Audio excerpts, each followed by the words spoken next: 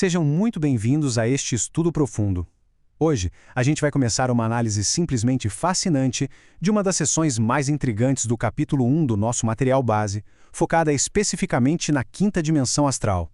É um convite para expandir a percepção para muito além do que os nossos olhos conseguem ver. A ideia aqui é deixar temporariamente as leis rígidas da matéria de lado para abrir a mente a um cosmos multidimensional, um lugar onde a ciência da matéria sutil se encontra com as questões espirituais mais profundas que existem. Então, vamos mergulhar de cabeça nisso. Esse é, sem dúvida, o grande mistério da existência humana. Durante séculos, a gente se pergunta sobre essas camadas da realidade que existem logo ali, além dos nossos sentidos físicos imediatos. Será que o nosso planeta é só essa rocha sólida flutuando no espaço? Ou será que existem esferas de vida completas, vibrando em frequências que a gente simplesmente não consegue captar a olho nu? A literatura que estamos explorando propõe exatamente isso, camadas interpenetrantes de densidade e sutileza. Seção 1. O contraste dos reinos. Compreendendo as dimensões inferiores. Para a gente entender de verdade o tamanho e o impacto dessa quinta dimensão, precisamos primeiro criar uma base sólida, sabe? O universo, segundo o material, é feito de camadas sutis empilhadas. E notem como essas dimensões se organizam. As dimensões mais baixas, da primeira à quarta, têm uma relação de dependência fortíssima com o nosso plano físico. A primeira dimensão é quase uma cópia exata do que temos aqui. A segunda abriga em margens e a quarta dimensão é incrivelmente maleável. Lá, a matéria astral é super suscetível a projeções mentais e vibrações. Ou seja, ela ainda sofre uma influência gigante do que acontece aqui, no nosso mundo tangível. E aqui está o ponto crucial da coisa. É um contraste enorme. Ao contrário das dimensões inferiores, que podem ser bem caóticas, moldáveis pelo nosso pensamento e super dependentes de uma contraparte física, a quinta dimensão é um universo à parte. Ela é absolutamente imune ao magnetismo físico. Aqueles pensamentos turbulentos e vibrações pesadas aqui da Terra, eles simplesmente não chegam lá. É um ecossistema inteiramente autônomo e independente. Seção 2. Um novo mundo espiritual. A autonomia da quinta dimensão.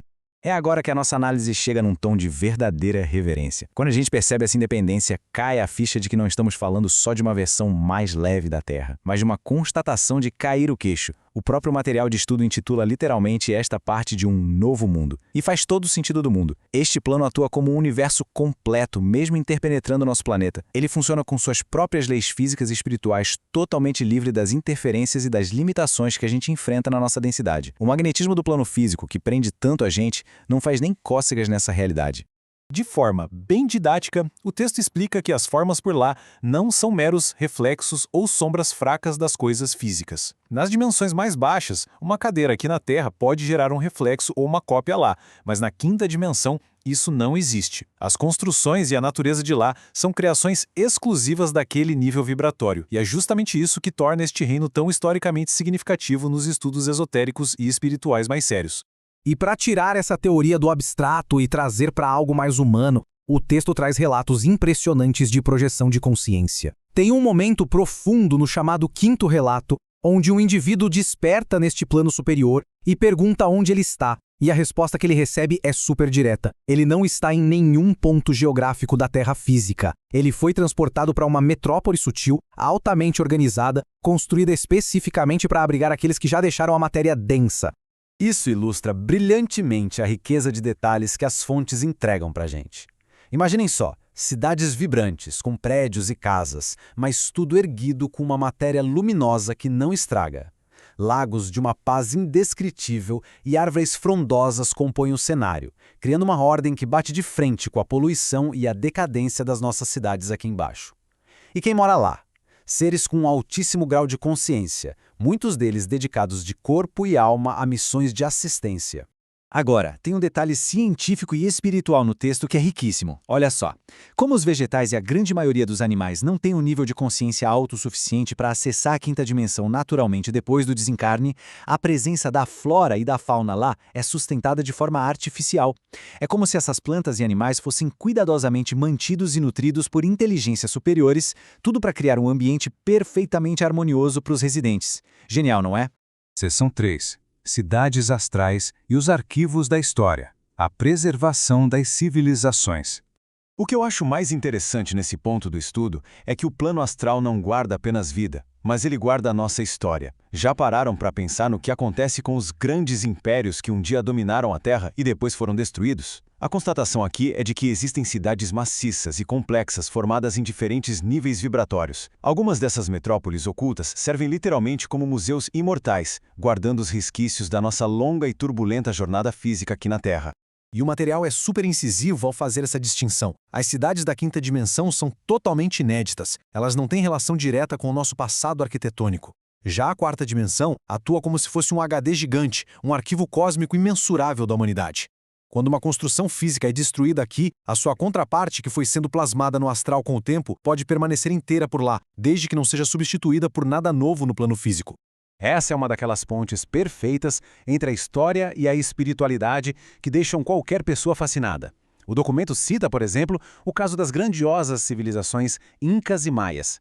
Enquanto as ruínas delas descansam aqui na nossa geografia física, as cidades originais, no auge do seu esplendor, continuam perfeitamente intactas e de pé lá na quarta dimensão. O plano astral funciona, na prática, como a verdadeira biblioteca viva de tudo que a humanidade já construiu. Seção 4. Nosso lar multidimensional. A anatomia da Terra.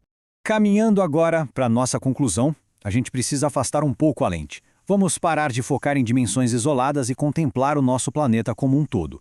Vamos avançar e ver como isso tudo se constrói de forma unificada.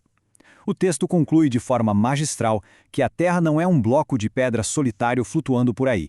Ela tem o seu próprio corpo energético, que é definido aqui como o psicossoma do planeta Terra. Essa é a síntese absoluta, a união de todas essas dimensões astrais, desde a cópia mais densa até o esplendoroso novo mundo da quinta dimensão. Todas elas vibrando e se interpenetrando ao mesmo tempo, agora mesmo no imenso espaço que a gente ocupa. Sabe, chegar ao fim dessa jornada, além do véu, traz uma sensação muito profunda de humildade. Saber que a gente caminha todos os dias em meio a impérios antigos preservados, florestas astrais intocadas e metrópoles espirituais vibrantes, muda a perspectiva de tudo. A matéria física é só a pontinha do iceberg, a superfície de um oceano cósmico gigantesco. E aí fica a grande provocação para encerrar a nossa análise de hoje. Se o nosso próprio lar abriga realidades tão vastas e autônomas, quantas outras maravilhas ainda estão por aí, apenas esperando a gente abrir de verdade os olhos da consciência?